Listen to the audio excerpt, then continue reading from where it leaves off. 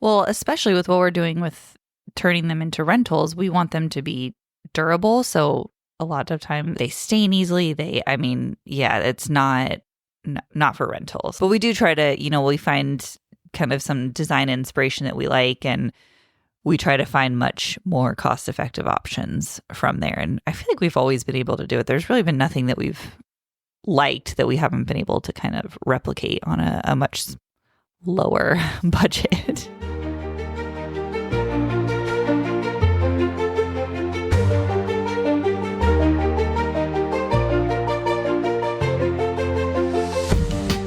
Welcome back to The Broke Billionaires, where we document our daily struggles in building wealth while raising a young family. Join us as we talk creative wealth building for everyday people and couples that are struggling in a down economy. I'm Lauren. And I'm Joshua Masari, and we'll be your host.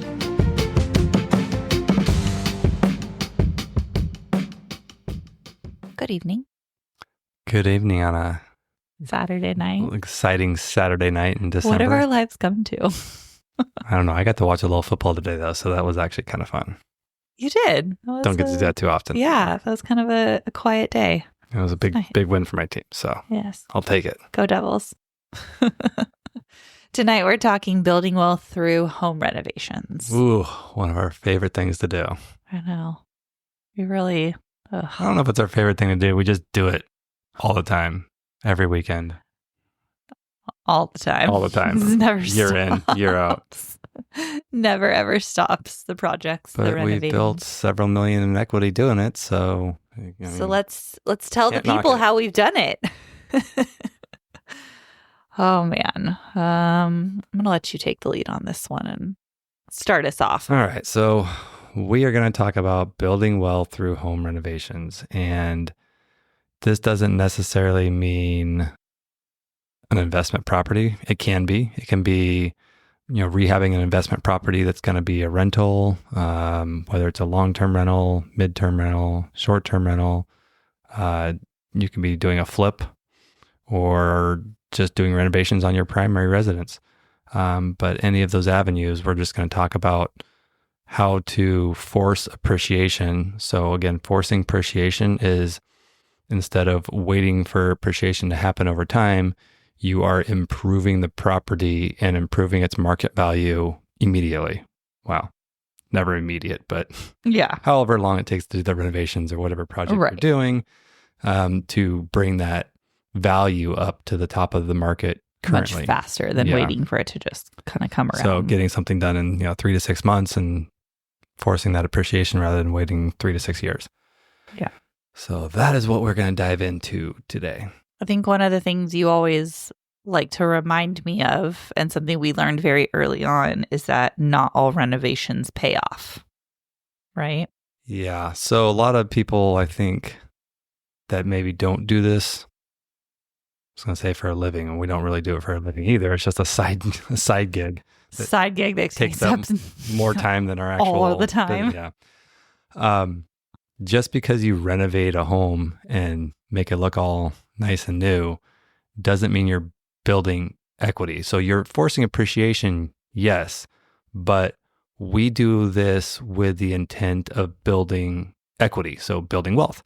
If you, for example, if you buy a property for $1 million and you spend $300,000 in renovations and it's now worth $1.3 million, you didn't really do anything other than getting a nice new looking house, yes, and forcing the appreciation, but you paid for that appreciation. So you didn't really gain any equity, you didn't build any wealth, you didn't do anything. Yeah. So when we are doing renovations on our projects, we look to maximize the equity.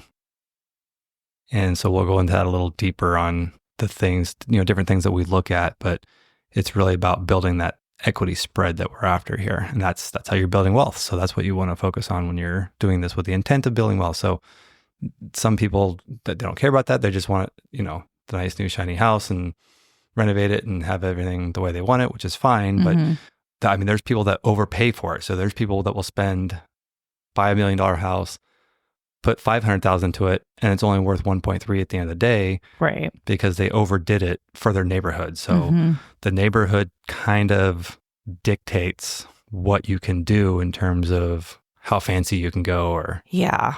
you know, I feel like we've seen that in pretty much every neighborhood we've been in. There's always like a Yeah. house or two that's like it and you look at it and it's like that doesn't you're in like a belong. regular neighborhood, and you're flying in stuff from France and Italy and all this stuff that's, you would see in a luxury $10 million home. Yeah, it's beautiful, but it's not the neighborhood for it. But it's not the neighborhood for it, and the comps are going to bring it down. You're actually going to overpay for the equity that you're building. So you're actually going backwards. You're actually creating negative wealth.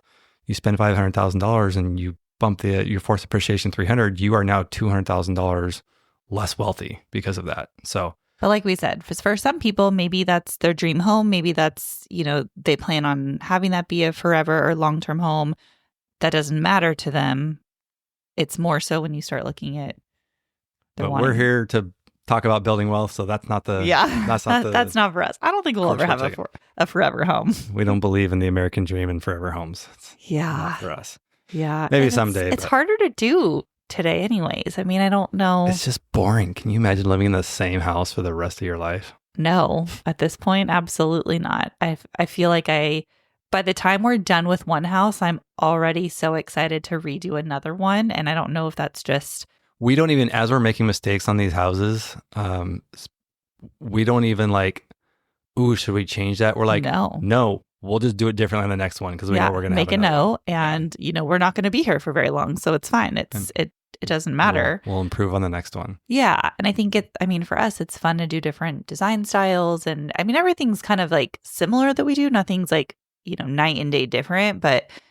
It's just fun to tweak things here and there. And I don't think I could imagine staying in it. Instead of wanting, people do a renovation and then need to redo it in 10 to 20 years. Instead of doing that, we just would buy a new house in a much faster timeline. Yes.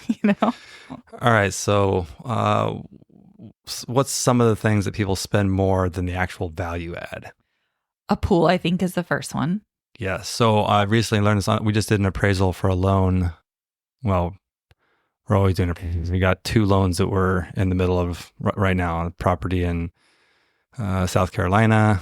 I'm doing a refinance, and then also doing a refinance on a Costa Mesa property. So I feel like we've always have a loan that we're working on almost any given time. But the last appraisal we did, we didn't have a pool, but we got a pool ad on the appraisal because of an ADU, a non-conforming ADU that the property had. And they classified it as if it had a pool. But the pool, so on the appraisal, it says a pool, and it only adds $50,000 to the value of your home. And can you get a pool done for $50,000? Not anymore. So I think they start at like $80,000 or $100,000. Yeah, it's insane. So if you're spending $100,000 on a pool, you might only get a $50,000 ad. Now, I don't exactly know how it works and if it's done by size and everything because we haven't had the pool. Yeah. But I know that, and I've heard that from other people too. A pool is the worst investment you can make. Again, if you're in terms of building, if this is your forever home and you want to have a pool, get a pool. Yes, invest in your family or whatever. But in terms of building value, you're going to most likely go backwards on a pool because the cost to build that these days, and it's just not viewed from an appraisal aspect. It's just not viewed. Now, I will say this. Market value and appraisal value are not the same thing. Right. That's a good point. So maybe a buyer really has to have a pool or really wants a pool. They're willing to pay more than $50,000 for that pool. So you may actually get that if you're selling the property. But from an appraisal standpoint, that home's still not going to appraise. They may have to pay extra out of pocket for it, but the home's still not going to reflect that in the appraisal. But it's not a wise investment in terms of building equity. So if you have a home that's already got a pool, the work's already done. You can renovate a pool. You can spend money on just resurfacing it, putting taking the old surface, updating it to Pebble Tech or different systems and stuff like that, and still get your value out of it that way. But just starting from scratch and putting a pool in is not a great equity builder. Yeah, if that's your goal. Yeah. Just a quick disclaimer. The information shared on this podcast is for informational purposes only and should not be considered as financial, tax, or legal advice. Always consult with a qualified professional before making any financial decisions. Your individual circumstances may differ and require specific strategies not discussed here. Now let's get back to the show. The high-end finishes. That's really one that, yeah. The hand scraped wood and the Italian tile that was marble usually. I feel like it's tile a lot of times. So okay. Oh yeah, there can be. So we have in the project we're finishing up right now, we have this fossilized Italian limestone tile. And it's supposed to have little pieces of fossil in it and is from some quarry in Italy, but it's not. Ours is fake. Yeah. It's not real. Like that's what they were imitating, but that's like the real stuff. That's where it comes from. And it's got little lizard fossils and all this stuff, whatever. We've seen them in houses before. Yeah. But we got the fake stuff from Home Depot. I think we got it at Home Depot. I think that one, I don't know. Yeah, I think that one was Home Depot. And it looks the same, but it's not. It's not the same because it's a fraction of the cost. Yeah. We're paying a few dollars a square foot instead of $30 a square foot. Yeah. So there are things that you can get that, we always try to get the look, but we don't have to have that feel good.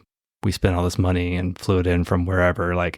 Well, especially with what we're doing with turning them into rentals, we want them to be durable. So a lot of times, and a lot of those high-end finishes are not. They stain easily. It's not. The fake stuff's actually better, like more durable a lot of times. Yeah, definitely.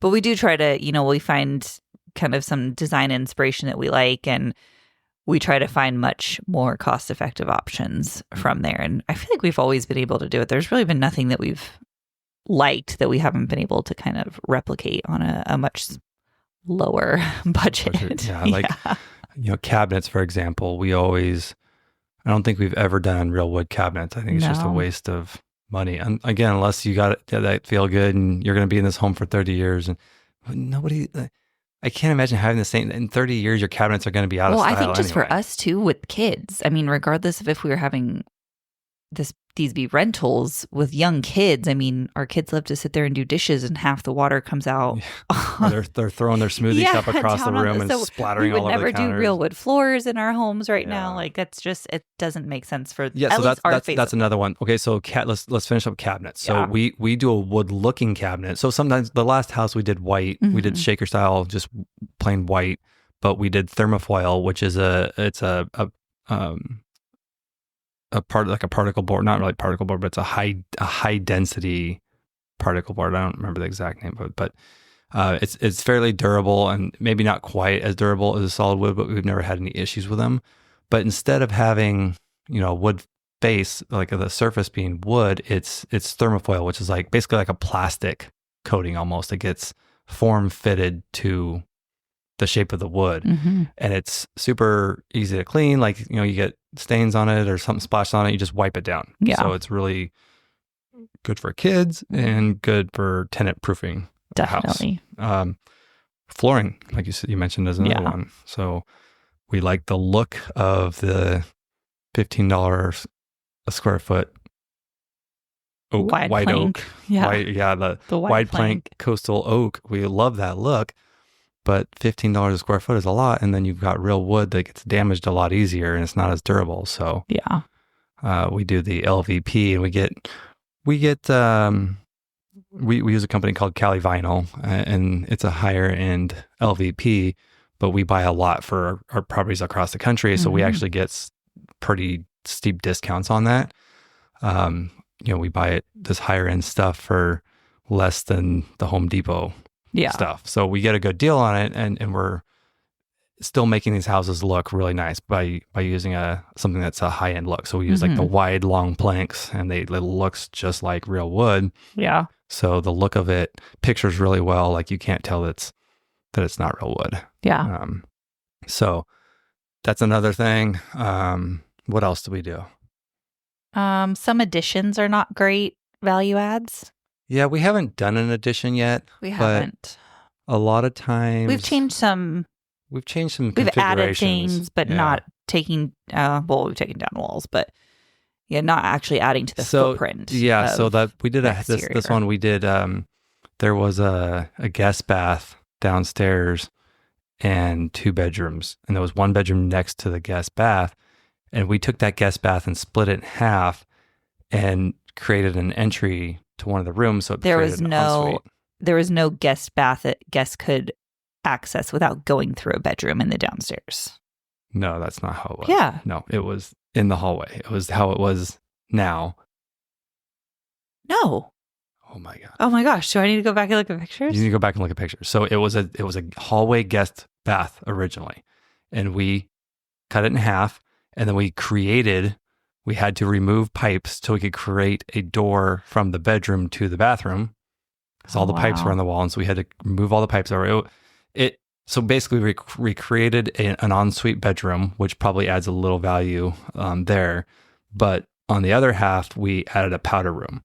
And so we got an extra half bath in the home. So we didn't add any square footage, but we did add a bathroom and the ensuite. So it ended up being a really expensive project. We probably lost money on our value add. Maybe it wasn't that bad.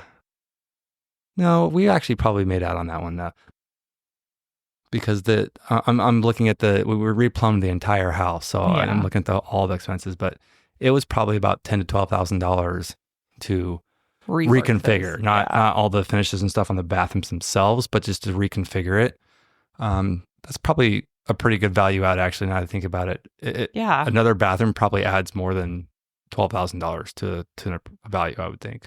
I mean, you essentially made another ensuite as well, so that's... Yeah, I don't know if the ensuite makes a difference on the appraisal, but certainly like a market value, I would think it would. So I think we probably actually made out on that one by reconfiguring that. Yeah, I would say so for sure. But a lot of add-ons, it depends. You got to look at the area and run the numbers, but an add-on could actually be profitable in terms of equity, but it might not. Like some people that are building add-ons might end up spending $250,000, but it only adds $100,000 to the price of the home. So you just went backwards. But I think it depends what you're adding on too. Obviously, like, are you adding a bedroom? Yeah, obviously, so bonus rooms versus living space or bedroom. A bedroom's going to probably add more than just bumping out your living room. Adding a bathroom is going to add more. So it depends on what you're doing. So you really have to run the numbers and look at it. Adding an ADU is probably more valuable than anything. Yeah. Even if it's attached and you're just adding a separate entry, that's probably the most value because now it's an income generating addition. And that's always viewed both. Maybe, I don't know how appraisal views that versus market value, but market value certainly views that a lot, at least in our area, because that's so sought after around here. Yeah. So it depends on the market that you're in. So different parts of the country are going to be different on what has good value adds and what building costs are, because it's more expensive here than maybe somewhere in the Midwest to build an addition. So it's going to be different everywhere. But I think touching on that point, I think that's a good note, is that when we've been doing a lot of this work, you do a lot of it yourself, right? We've kind of touched on this in other episodes, but there are things that, you are YouTube master learner. Teaching Is that yourself, what I am? Teaching yourself through YouTube how to do the electrical in the house. And I mean, you go to an extreme, but you're doing a lot of the work itself versus paying contractors to do it. So that's a huge. So we never hire a general contractor. And when somebody hires a general contractor, let's say you're just redoing an entire house. It doesn't matter if you're redoing an entire house or just a kitchen, bath, whatever.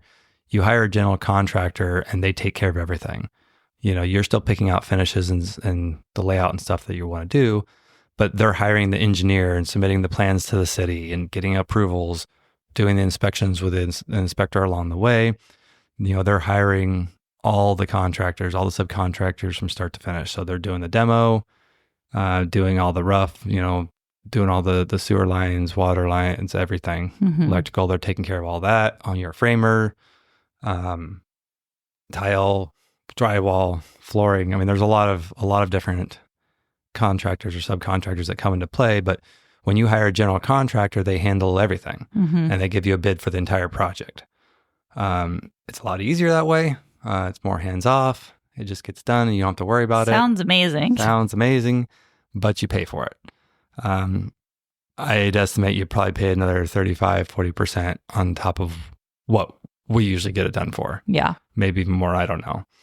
You doing it yourself, it's a lot more work. You got to get bids from all the subcontractors, and you got to find, everybody to do everything. And we had some issues finding certain contractors, and we have some that we are kind of our repeats that we know we like, and some that we know we don't like that we wouldn't work with again. And you learn a lot along the way, that's for sure. But and it's definitely a good way to save money, but it comes with risk. It's a lot more work, and it doesn't come without risk, because if something happens, you may end up paying for something that a general contractor, if it was a mistake that was made and you weren't paying attention or didn't catch it before it was too late, you got to pay to fix that.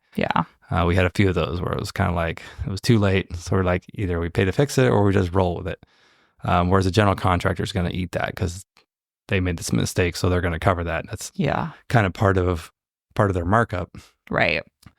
So you do have more liability, a little more risk, and just a lot more work, because I was here every day checking on the job, making sure people are doing what they're supposed to be doing, making sure it was getting done correctly and to spec. Meet an inspector almost daily or every other day. It's a lot of work. But we did a pretty extensive rehab on this property. We spent almost $400,000, and to have a general contractor do this may have been a 650, maybe more, I don't know. So we definitely saved a couple hundred, $250,000 by doing it that way. I also did a lot of the work myself too. There's a lot of things that I did instead of hiring people. I have a philosophy. Josh loves to get a quote, and if it's too high, he goes, "I'll do it myself." And if they don't come down, then I do it myself. And I do. I do it myself. He goes on YouTube and he figures out how to do it. And I think the contractors that we work with normally have kind of figured that out, so they know that where they need to come in, or I'm just going to do it myself. Or at the last house, I was doing siding. We did board and batten siding, and I've never dealt with the James Hardie fiber cement board. This stuff is extremely heavy, extremely difficult to work with, and extremely expensive to pay people to work with. We got a quote on that, and I think it was like $60,000 or $70,000 to have somebody do it. And I was like, "You got it. That's insane. I'll do it myself." And I calculated it all, and it was going to be like maybe like $5,000 or $6,000 in material. I was like, "Yeah, I can do this." Obviously, you're going to do it yourself. A year and a half later, I finally finished it. Yeah. And I spent $5,000 or $6,000, so we saved $50,000, $60,000 on the job. It took a year and a half. Sweat equity went into it.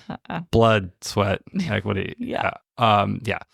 So we save a lot of money that way. So if you have the time and the know-how, or willing to watch videos and learn how to do this stuff, you can build a lot of, and that's called sweat equity. So you can build equity even faster by doing it yourself. You're trading your time.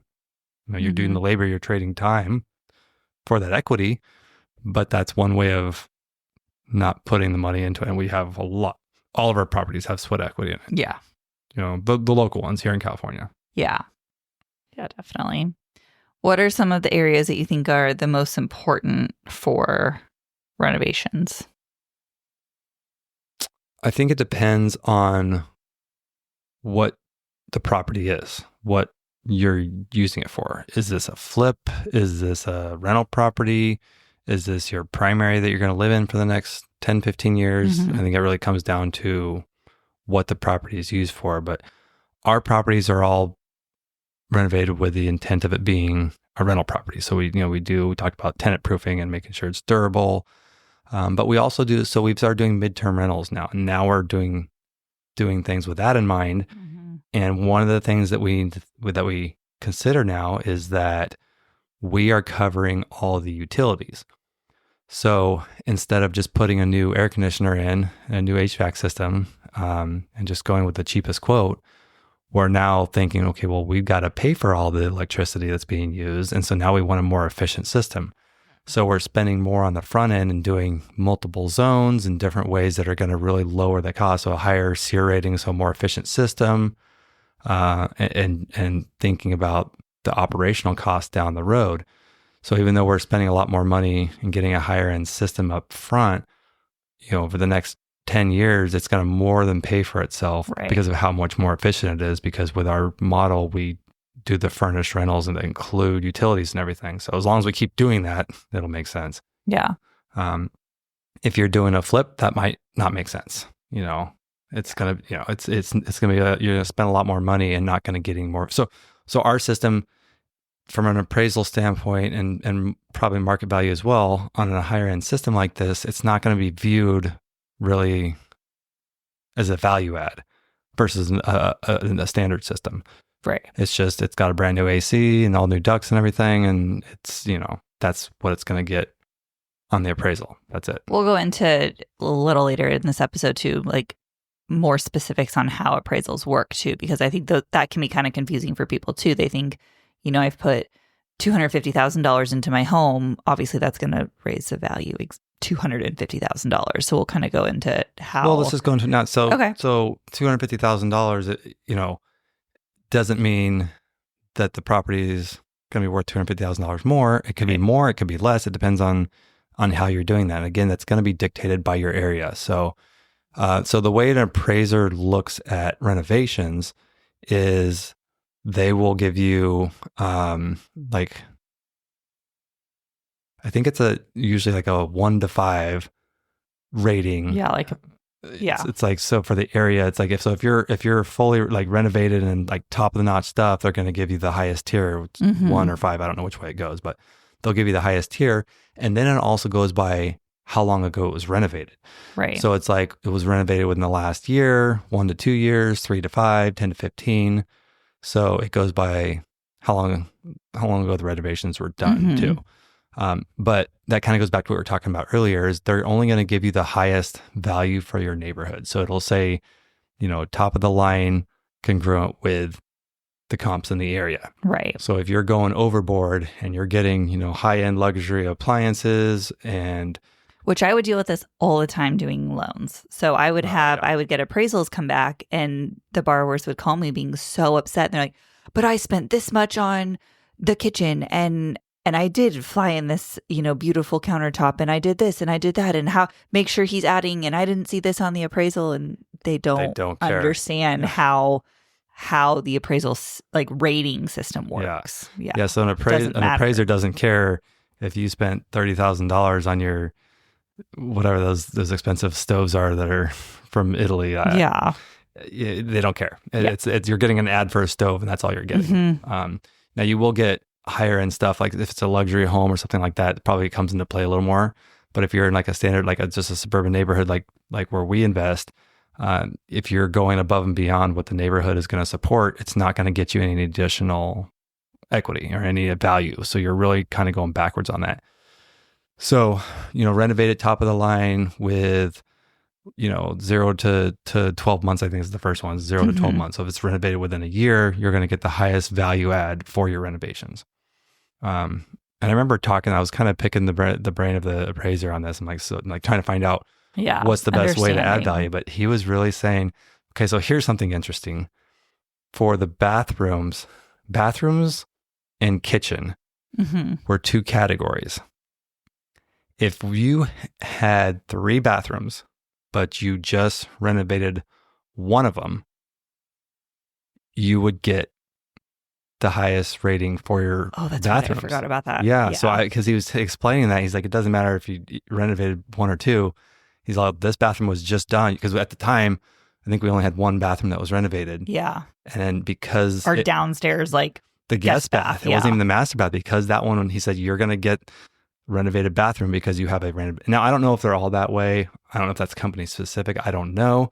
But at least for that appraiser, he said, you've got 1 bathroom that's renovated that was just done. You're going to get the full, value for a renovated bathroom. So they didn't have multiple bathroom adds on the appraisal form that he was using. Right. Again, it may not be consistent with all of them, but at least that one, how he was explaining it in his form, the 1 bathroom got us the full value add. Right. So, and then the kitchen, and same thing with the kitchen. It was like, it didn't really matter the style necessarily. It was, when was it done?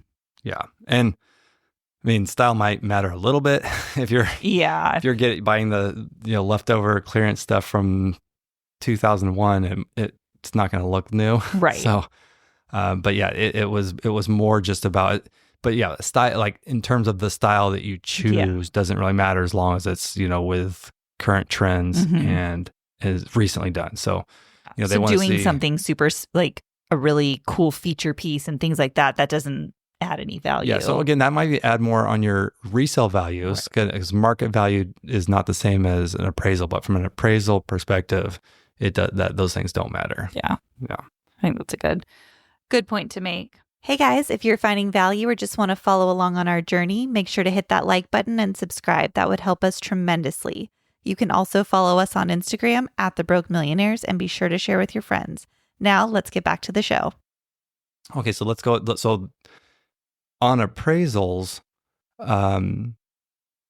sometime we've had this happen before where we get a bad appraisal. We felt that we just got screwed on the appraisal.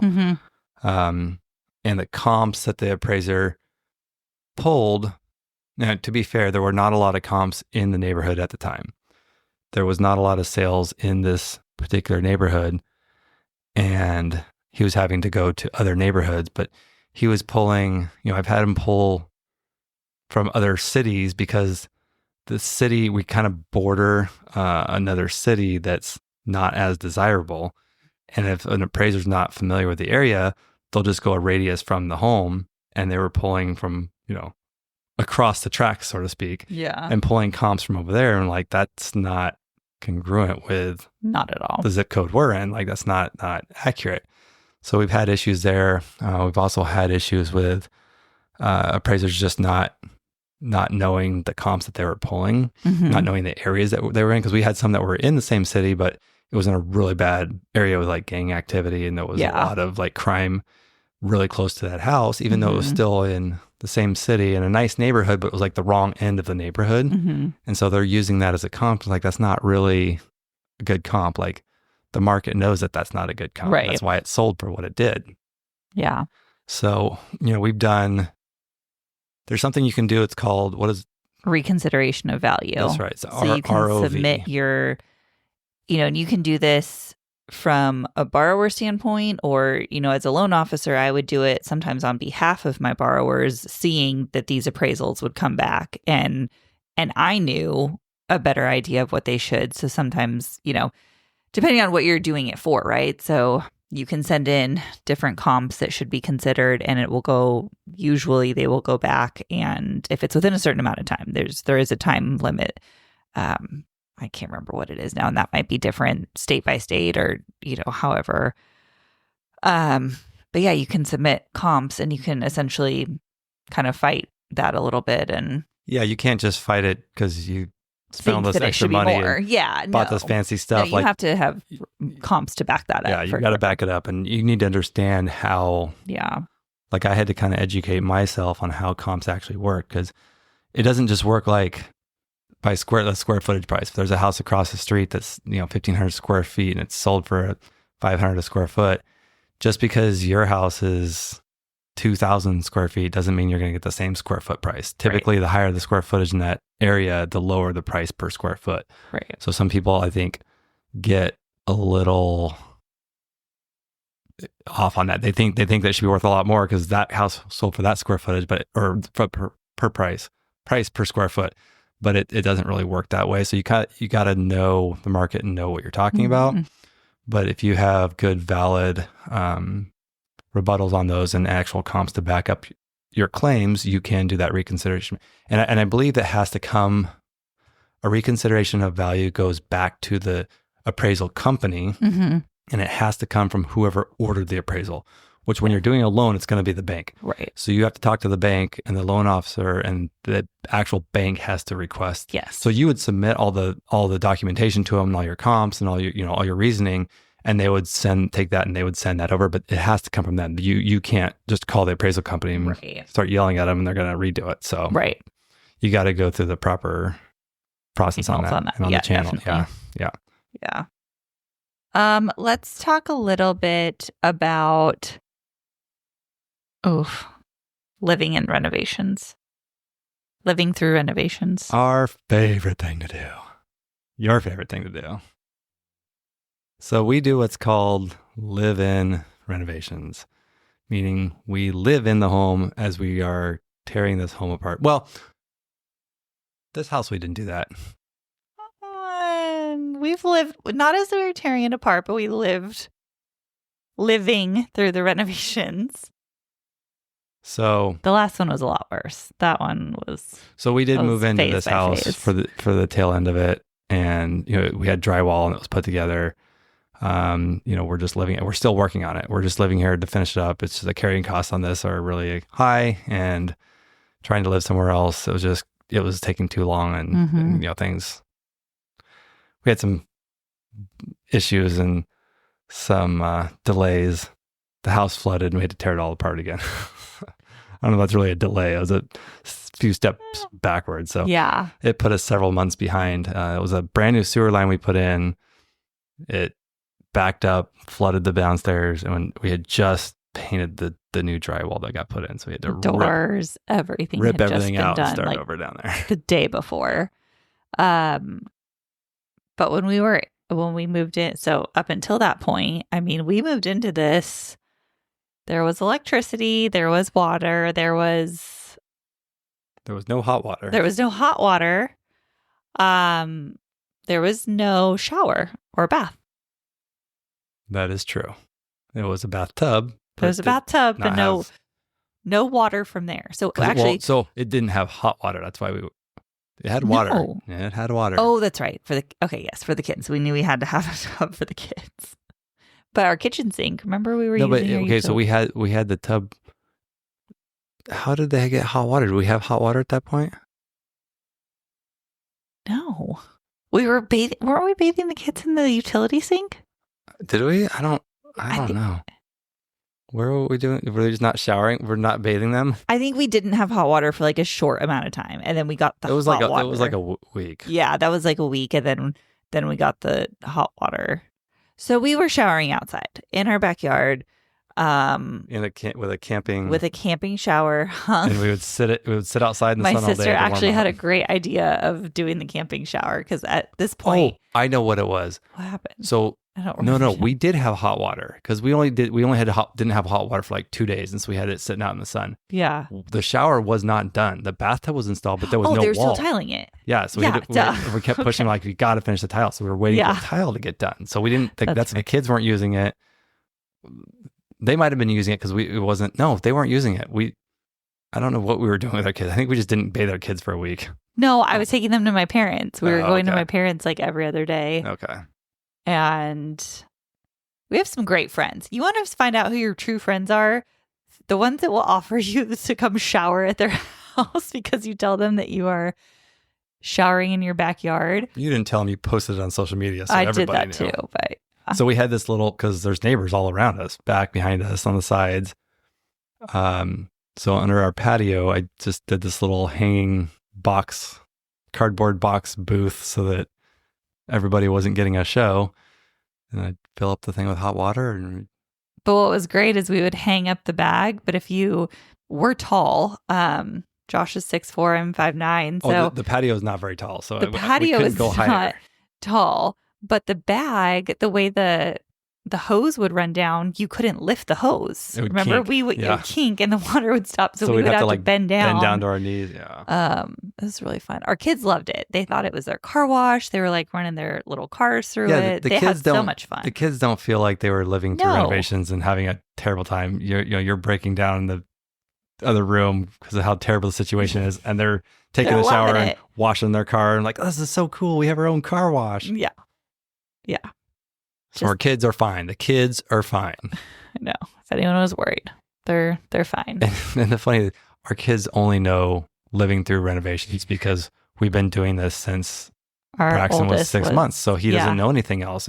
Our kids have all these tool sets, and every time I'm on the weekends, I'm working on the house. They want to work on the house, so they got their safety goggles and their earmuffs, hard hats, and their toolboxes and their tool belts and gloves and the whole thing, everything. But the funny, I don't remember what our oldest made a comment. So I don't know what it was, but basically to the effect of like one of his friends, they weren't doing renovations on their house, and he's like, "What do you mean? Like you're not working on the house? Like What do you mean? You just live in it? Like, Yeah. I don't remember what the comment was. I know. I'm trying to remember how we It's worded it. basically, It was this is so funny. normalized for our family and our kids that they Yeah. only know making things nice and, renovating them, like, making it nice and new. And Yeah. this is what they know, but they've lived through that. So Yeah. for someone to just move into a house that's live-in Done. ready and done, they're like, what? That's weird. So It's literally every single day he wakes up. Are we working on the house today? What are we doing on the house today, Daddy? yeah. What are we doing? If he Like, no, misses it's a school out, day. if he misses out working on the house, he's very upset. It's a Monday. There's no working on the house today. He's always like, we have a lot of work to get done today. Yeah. He actually last weekend came to me and said, Mommy, next time Daddy works on the house, can you ask him to make my room bigger though? Because it's just a little small and I'd like it to be as big as your room. I told him the equity build wasn't good enough, so we're not going to do that. Like, I'm not going to force enough appreciation. You could just have that be a quick little weekend project, just expanding their room. Yeah, but that's all they know. Harder for us for sure, me probably specifically, but you just kind of grin and bear it, and we get through, and one day at a time, and you get very creative with how things get done. We were using a kitchen that had no countertop for, gosh, I don't even know how long. We were using our utility sink instead of our kitchen sink. Yeah, was our not kitchen in. sink wasn't hooked up because there was no counters. So we couldn't put the kitchen sink in. So I just bought this at Home Depot. It was like a all-in-one utility sink. And I was like, oh, I got a nicer one because we were going to set up a utility sink in the garage once we're done. So I got a utility sink and just backed it up to the cabinets and had this extra long tailpipe coming out for the sewer line that was like 5 feet long, so that would reach all the way through the cabinets. And same with like the water lines. I had to hook like multiple water lines together and bring it all the way out into the middle of the kitchen. All the inspectors and everybody was coming by. I just thought it was hilarious. Yeah. I mean, people do kitchen remodels all the time. So it's very normal to live without, do like a makeshift kitchen in your garage or wherever it may be. But when it's every single room of the house, it gets a little harder. And especially with so many young kids, you don't have a stove, you have an oven, things like that you're like really trying to get creative with and food. And most people that do this are doing their primary residence, and they go through this once every 20 or 30 years. We get through it. We are literally finishing the house as somebody's moving into it. And then we go start another project over again. So we've never We've never been settled. Yeah. We've never just taken a breath and there's no work to be done right now. There's always something. Yeah. Fun stuff. Busy. Anyway, that's just how we are. This is our path to building wealth. So again, not the easiest way, not the only way, probably not the smartest way. Definitely a way with a lot of sacrifices. But it is an option. Let's kind of move into how some different options on how to pay for renovations, because that's another thing we hear too. It's like, well, I don't have $250,000 to renovate my house. Like we hear that all the time, Yeah. And so let's back up why we're even doing this podcast to start. We get a lot of people, because a lot of people know kind of what we're doing, but they don't know how we're doing it. And everyone thinks we're flippers. We've touched on that before. We have a lot of people that come to us for advice on whether it's home buying or renovations, or people are just like, how do you guys have 3 houses here in one city? In one city, these are multi-million-dollar houses. Like, how are you guys doing this? And you're not selling one, get the next one where you come up with a down payment. Mm-hmm. How are you paying for all the renovations? So, and not just that, like we have a lot of creative wealth building, just creative tax planning, our 401k, we get a lot of questions about our solo 401k, which is a self-directed plan, that owns real estate. So it owns a bunch of rental properties and multifamilies and apartment building. And we'll do that in another episode, but we get a lot of people that ask questions just on all these wealth building tactics that we use. Mm-hmm. And so we just thought, well, hey, I originally wanted to put this into a book, and just I suggested a podcast. Never took the time to do it. And then you came up with that because we were trying to figure out, I was going to write this book and you were going to do like a little overview or response mm-hmm. on each chapter. And then, you came up with the idea of the podcast. And it's like, that sounds like more doable, a little easier than sitting down and writing a book. I I've been talking about writing the book for a decade and haven't. Yeah, I'm like, since I met you, there was always a book you wanted to write. We've also at some been point. talking about doing this podcast for a couple of years, and it took us a Yeah. couple of years to actually sit down and It's true. do We it. had the name, we had, kind of like the gist of it, but yeah. But we are making it happen. So that's why we're doing it. Is it's just kind of, everybody's always asking these questions. We just want to kind of put it all into a format that everybody can listen to, and other people can gain knowledge from it, and hopefully find some value. Yeah. And hopefully for us too. Hopefully we find that we're not the only ones stupid enough to be doing it this way. Not the only crazy ones. Hopefully someone says like us too. But and we don't know everything. We're always learning new stuff too. So we'll have guests on here, and we'll learn as we go as well. So we're always open to new ideas and learning different ways of building wealth. Absolutely. But okay, so how do we pay for the houses and renovations? We talked a little bit in a previous episode about leveraging existing properties to get the next one. So, coming up with the down payment and some of the renovations. But when you're doing the renovations, a lot of times that's going to be a second position. So the one that we utilize a lot is HELOCs. That's the home equity line of credit. We typically get one of those on every property in second position, and that is where a lot of our down payment money comes from, and renovations, or at least a portion of the renovations. So we'll buy a property, we'll start the renovations either from a HELOC on another property or money that we've saved up. We'll get renovations going and force some appreciation, and also with time, maybe a year or two goes by, whatever, and then we will get a HELOC on that property that we're working on as that value goes up, and then pull money out on that property to finish it up. You can also do a HE loan, which is a second position mortgage. We don't like those as much, but it is another option. They usually have a little lower rates, and they're fixed they're fixed rates, but you can't reuse it like a HELOC.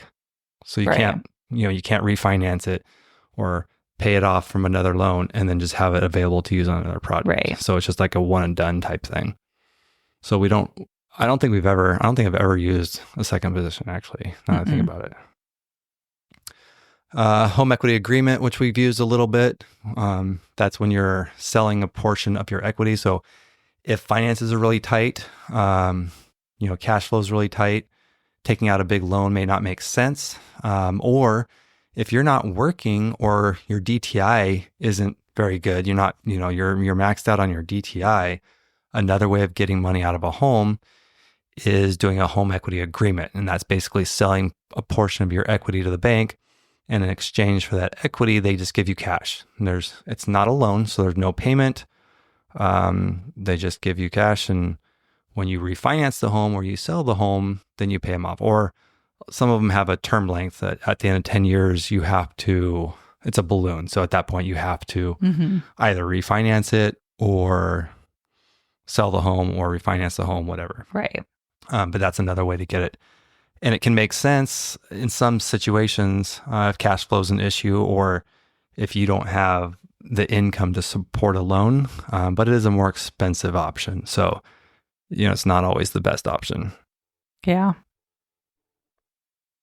What's some other ways we've done it? Oh, cross-collateralization. So we're doing that right now on this property. We have another rental property nearby that's got a ton of equity in it, and we cross-collateralized that equity with this current project to fund the construction. It was a 12-month loan, so it's just like a short-term loan.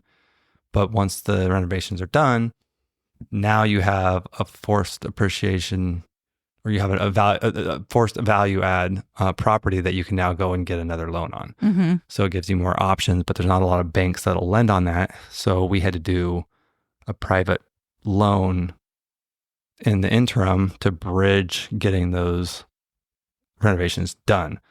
And we weren't able to do it on the property itself, but cross-collateralizing another asset was able to get the loan done. Right. So that's another creative way. If you have multiple properties, you can use one to fund another project. Mm-hmm. Hard money or private loans, you kind of were touching Yeah, on so that that a goes little bit. kind of like what we did. So hard money loans, private money loans, a lot of those are going to be for investment properties only. So if you're doing a flip or if you're doing it as a rental property, you can get hard money loans. There are more expensive loans. They're shorter term, but it's ways to get loans on these projects where your Wells Fargo and your Chase and those guys aren't gonna lend on it. So your institutional banks are not going to lend on these type of projects, but you can get the private money to do that. Yeah. And then government grants. So here's something I didn't really know about until we were looking into this project. Our city has some grants, and I don't know what you call them, but they're I don't know what the so they have grants where if you have a certain income requirement that you meet, your property needs. I guess it was like had to be related to like safety and code violations. Oh, yes. So there was some stipulations on that, but these houses that are built in the 60s are not up to code today. Right. So pretty much anything you want to do is going to bring it up to code. So so it had to be something that like it was out of code or it created a safety issue. So, if you've got a roof that's leaking, that becomes a safety issue. It starts, growing mold inside. And so that could qualify. Other things that needed to be upgraded. We had the water district required us to upgrade the meter. It was like a $10,000 That's cost. not something that we were expecting to do. So just We had because no it was, idea. they needed their meter upgraded, so we had to pay for it type of thing, but there was no way around it. And so something like that could qualify for it because it was that wasn't really a code thing, but it was a required by a city entity or a city agency that was requiring you to do that. So that's something that could qualify for it. And usually in these grants, they have to pay the contractors directly. They don't just hand you the money. Yeah. But that's a way of getting some of these things taken care of. And I think there was some stipulations like, no, we didn't actually end up doing this program because we didn't qualify for it due to the value of the home. But so they have like, value of the home stipulations, income stipulations, different things like that. But they'll pay the money directly to the contractors to get the work done. It has to be all approved by them and everything, but it's free money. Right. So if you're in a situation where you qualify for that with whatever your local, city has available, like the agencies that did the water, they didn't even know about it. They had no idea. So I just did my own research to find out about it. Unfortunately, we couldn't do it, but there's probably a lot of people that can take advantage of that stuff that don't know about it. Right. So definitely look in your local area to see if they have that. Our city also had, in addition to that, so the grant was like $17,500, I think, was the that grant. Sounds about right.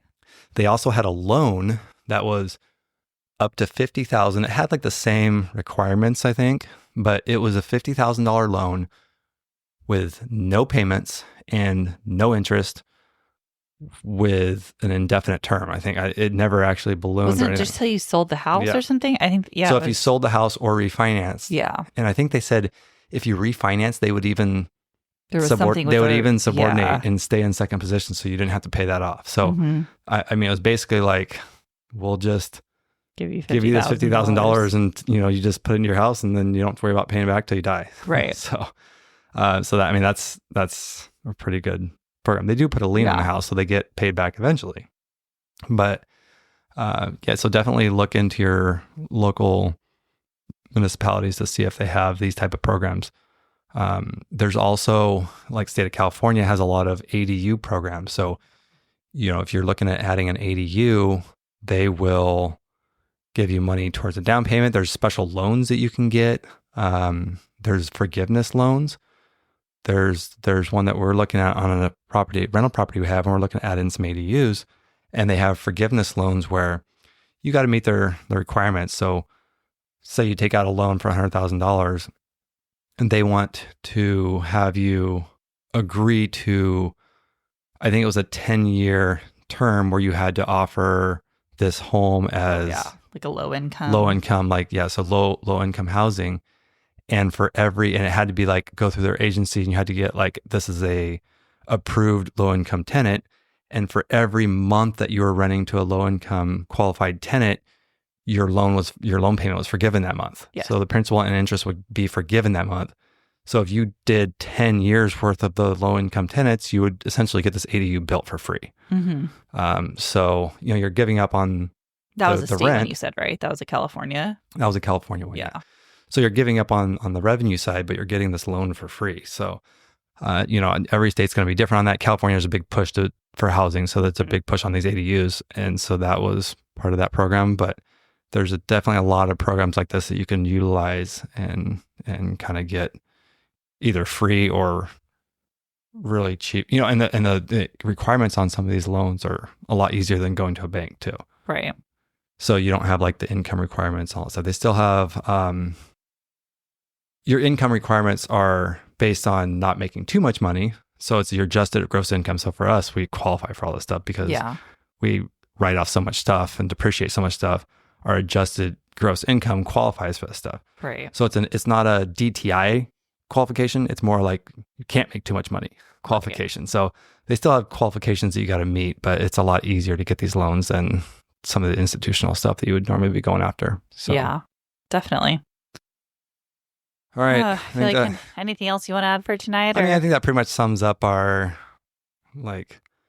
fun. I think we should go into each house a little, in later episodes. We can kind of break them down and kind of talk more about what we did in each one and kind of those processes. But I think that's a good overview for kind of starting out tonight. Yeah, I agree. I don't have a book for today on renovating houses with value add. I'm sure there is one, but I've never seen one. I don't know. We just kind of, you actually come up with a lot of the design stuff initially.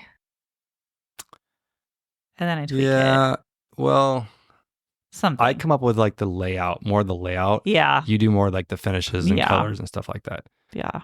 But I have and we'll do renderings. So, okay, so here's a little tip on this stuff. Oh, yeah, that's good. So for renderings, if you're not doing a full engineering plans and doing even if you are, those don't always come with renderings. But if you're getting that stuff and you don't have renderings, you can get some really cheap renderings that are pretty darn good from some guy in India, or Chile is the one that's doing it right now. India was the last one. Yeah. So there's this website called Fiverr. It's fiverr.com.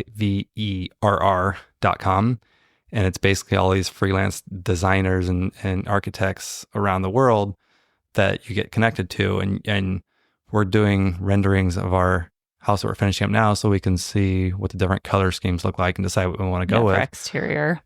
But we just gave them the plans so that they designed this off of their 3D software to spec. So it's the right, it looks just like our house.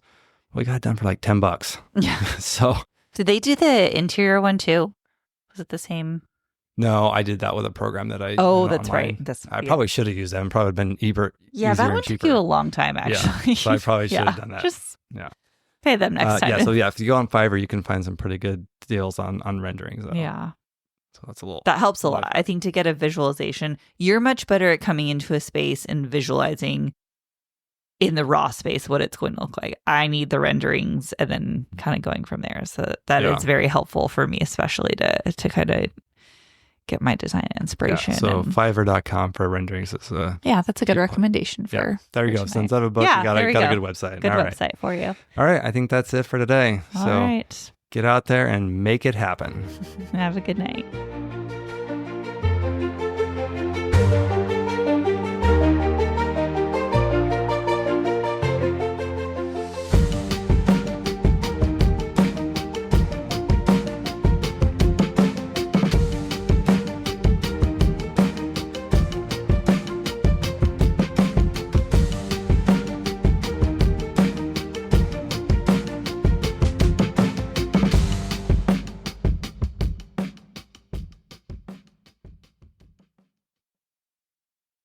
Thanks for listening. This has been a production of Rebuilding the Dream Studios.